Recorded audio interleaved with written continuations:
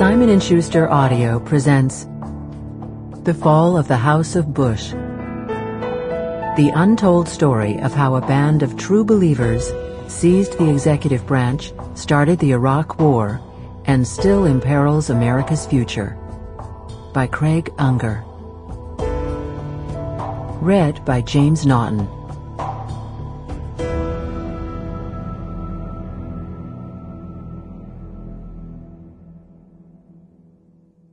Oedipus Tex. It was a cool, crisp day in the spring of 2004, a rarity for Houston, and George H.W. Bush chatted with a friend in his office suite on Memorial Drive.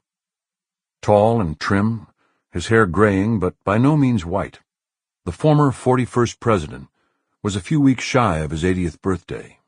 It would take place on June 12th, to be exact, and he was racing toward that milestone with the vigor of a man 30 years younger.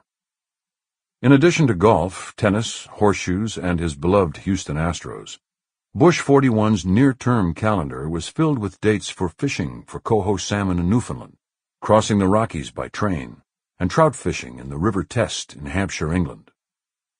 He still prowled the corridors of power from London to Beijing. He still lectured all over the world. And, as if that weren't enough, he was planning to commemorate his 80th with a star-studded two-day extravaganza, culminating with him skydiving from 13,000 feet over his presidential library in College Station, Texas. All the celebratory fervor could not mask one dark cloud on the horizon. The presidency of his son, George W. Bush, the 43rd President of the United States, was imperiled. One way of examining the growing crisis could be found in the prism of the elder Bush's relationship with his son. An old-line Episcopalian, Bush 41 had forged an alliance with Christian evangelicals during the 1988 presidential campaign because it was vital to winning the White House. But the truth was that real evangelicals had always regarded him with suspicion, and he had returned the sentiment. But his son, Bush 43, was different. A genuine born-again Christian, he had given hundreds of evangelicals key positions in the White House, the Justice Department, the Pentagon, and various federal agencies.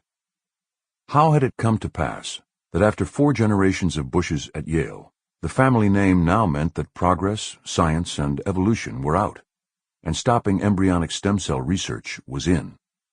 Why was his son turning back the hands of time? Sample complete. Ready to continue?